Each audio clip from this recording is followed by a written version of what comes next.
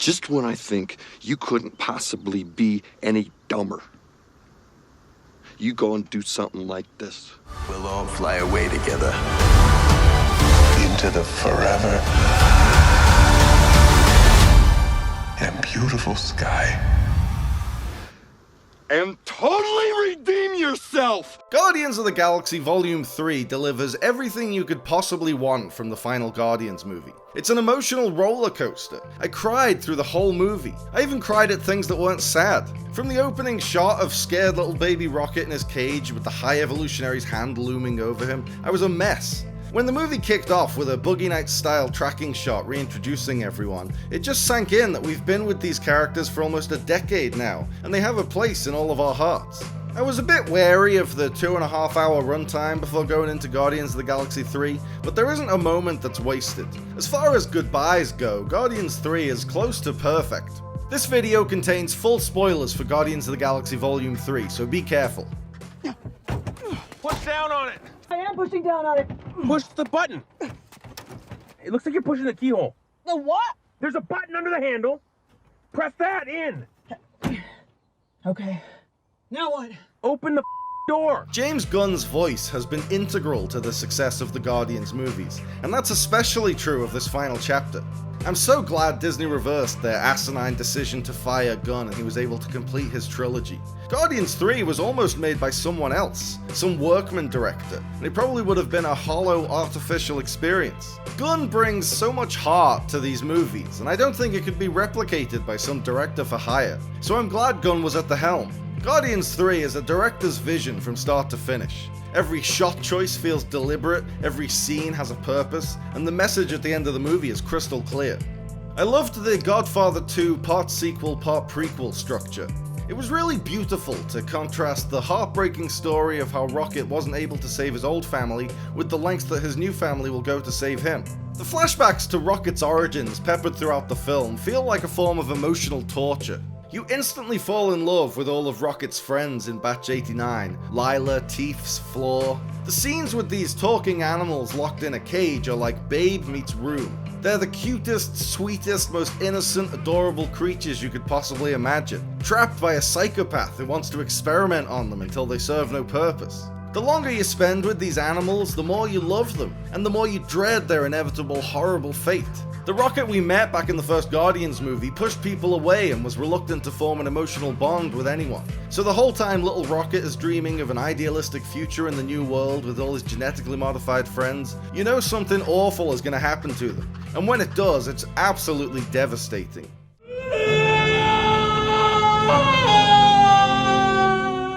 The Fast and Furious films keep saying they're about family. I don't have friends. I got family. But the Guardians of the Galaxy films really are about family. Guardians 3 is about how families can fix each other, and how far a family will go to protect one of their own. The cast are firing on all cylinders. Chris Pratt gives a spectacular performance as an older, grizzled Peter Quill, starting off as a depressed alcoholic with a broken heart, before morphing back into the plucky underdog we all know and love as he sets out to save Rocket. Karen Gillan brings Nebula's character arc full circle, from a reluctant villain to a full-blown hero in Guardians 3. And Dave Bautista gives Drax a scene-stealing swan song as he nails both the deadpan humor and the veiled vulnerability. Rocket takes center stage in this movie. Everyone else is essentially a supporting player. And as always, Bradley Cooper's nuanced line deliveries and Sean Gunn's telling motion capture movements combine to turn this furry crime fighter into a complex, three-dimensional figure with real humanity. And of course, Chukwudi Iwuji is mind-blowingly sinister as the High Evolutionary. Gunn has really stepped up his villain game throughout his Marvel tenure. The villain of the first movie, Ronan the Accuser, was just a generic bad guy who didn't have much of a personality or purpose. Cut to 2 movies later and we've got the High Evolutionary, one of the most unforgettably unsettling villains in the MCU's history. It's refreshing to see a villain who's just a reprehensible piece of shit that we're not expected to feel sorry for. It is interesting to empathize with a villain like Thanos or Killmonger, but it can also be fun to just watch heroes you love defeat a villain you hate. It's so satisfying to watch the Guardians beat the shit out of the High Evolutionary at the end of the movie. And it was great that the final defeat was a team effort. None of the Guardians could defeat the High Evolutionary single-handedly, but their combined efforts make short work of him. It harks back to how they defeated Ronan in the first movie. They're stronger together. Said it yourself, bitch. We're the Guardians of the Galaxy. Gunn really let his imagination run wild for the final Guardians adventure. Volume 3 has a wonderfully weird visual style all of its own. It gives off retro-futuristic vibes with a gonzo mix of Forbidden Planet, 2001 and Planet of the Apes. But it's not just weirdness for the sake of weirdness. All the unusual settings in the film reflect the narrative. The Order Scope, the big space station made of skin and organs, ties into the High Evolutionary's obsession with engineering living things. Counter-Earth, the replica of Earth full of animal people, forces Quill to confront the homeworld he's spent his whole life avoiding. As usual, Guardians 3 is full of great needle drops. And thanks to the Zune, the soundtrack is no longer confined to the 60s and 70s songs that Quill grew up with. The soundtrack starts off with a really bleak and dreary song, Radiohead's acoustic version of Creep, and ends on a really uplifting one, Florence and the Machine's Dog Days Are Over. Along the way, Gunn bolsters the emotions of the story with songs like In the Meantime by Space Hog and Do You Realize by the Flaming Lips. There's a much more varied and disparate collection of songs this time around, but every scene is paired with the perfect track. I've seen a lot of reviews complaining that the movie is a lot darker and sadder than the previous Guardians films, and it definitely is, but I don't see that as a bad thing. It feels as though the Guardians movies have matured with their audience. It reminded me a bit of Clerks 3. After the characters have spent 2 movies dancing their way into your heart, the third one rips your heart out of your chest by having a bunch of horrible things happen to them. But whereas Clerks 3 made me cry in a bad way, in a way that made life seem pointless and empty, Guardians 3 is a good cry. It's a cathartic cry. It mends your heart after breaking it.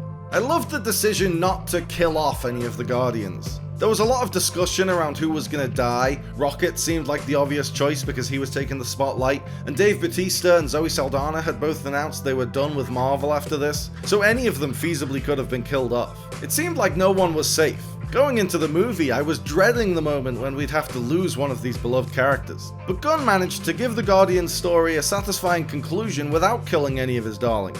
The Guardians all find peace in different ways. Rocket becomes the new leader of the team, Quill goes back to Earth to reunite with his granddad and confront the past he spent his whole life running from, and Drax and Nebula lay down their weapons and accept a more peaceful purpose raising the freed slave children, Drax as a dorky dad and Nebula as a supportive sister. When Quill was stranded in space, I fully expected Gamora to fly out and save him in a parallel to the first film. But I'm glad they didn't get back together and the moment was instead used for Adam's redemption. Mantis's lily pad analogy is really poignant. If Quill had reunited with Gamora, as satisfying as it might have been, then he'd have his lily pad back and he'd never learn how to swim. The ending he got wasn't the happy ending, but it was the right ending. Closing out the movie on a big dance number could have come off as cheesy or schmaltzy, but after everything they've been through, these characters have earned some schmaltz. So many Marvel movies are afraid to be sincere. Stop. It was refreshing for Guardians 3 to end on something so sweet without feeling the need to undercut it with a joke. Dancing has always been an important part of the trilogy symbolically. It was fitting to end the story on everyone dancing around like a bunch of Kevin Bacons. We're just like Kevin Bacon. It's so rare that Marvel sticks the landing with a trilogy, and even rarer that Marvel lets a story actually end. Guardians 3's perfect ending makes Guardians of the Galaxy the MCU's strongest trilogy by far. With Gunn at the helm, the entire Guardians trilogy has been guided by a singular directorial vision. The story that ends in the third movie is the same story that began in the first movie.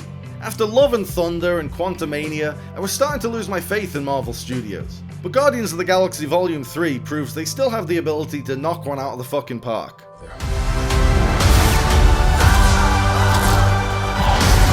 Are you ready for one last ride?